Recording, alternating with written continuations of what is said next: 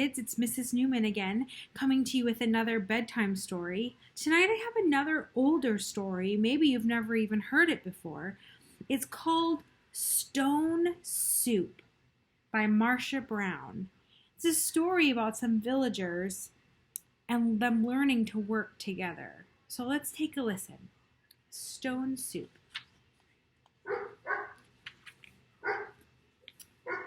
Three soldiers trudged down a road in a strange country. They were on their way home from the wars. Besides being tired, they were hungry. In fact, they hadn't eaten anything for 2 days. "How I would like a good dinner tonight," said the first. "And a bed to sleep in," said the second. "But all that is impossible," said the third. "We must march on." On they marched. Suddenly, ahead of them, they saw lights of a village. "Maybe we'll find a bite to eat there," said the first. "And a loft to sleep in," said the second. "No harm in asking," said the third. Now the peasants of that place feared strangers.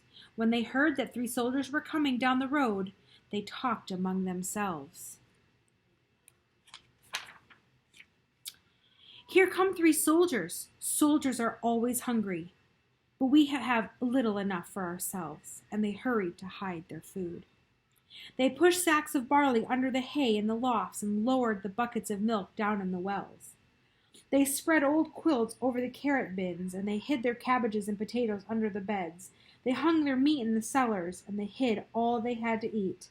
Then they waited. The soldiers stopped at the first house of Paul and Francois. "Good evening to you," they said. "Could you spare a bit of food for 3 hungry soldiers?" "We have no food for ourselves for 3 days," said Paul.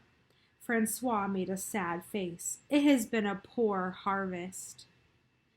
The 3 soldiers went on to the house of Albert and Louise. "Could you spare a bit of food, and have you some corner where we could sleep for the night?" "Oh, no," said Albert. "We gave all we could spare to the soldiers who came before you. Our beds are full," said Louise. At Vincent and Marie's, the answer was the same. It had been a poor harvest. All of the grain must be kept for seed. So it went all through the village. Not a peasant had any food to give away. They all had good reasons. One family had used the grain for feed. Another had an old sick father to care for. All had too many mouths to fill. The villagers stood in the street and sighed. They looked as hungry as they could. The 3 soldiers talked together. Then the first soldier called out, "Good people!" The peasants drew near. "We are 3 hungry strange soldiers in a strange land. We have asked you for food, and you have no food. Well, then, we will have to make stone soup." The peasants stared. Stone soup? That would be something to know about.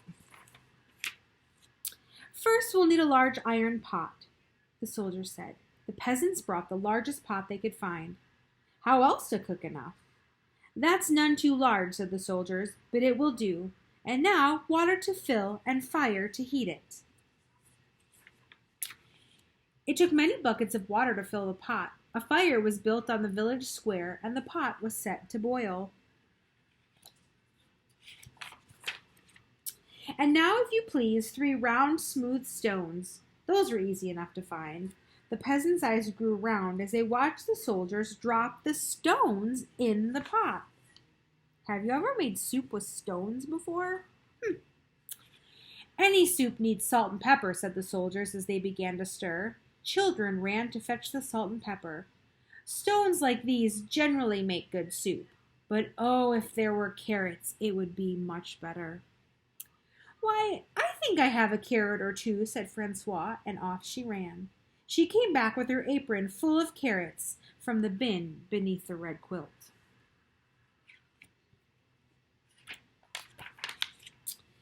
"A good stone soup should have cabbage," said the soldiers as they sliced the carrots into the pot.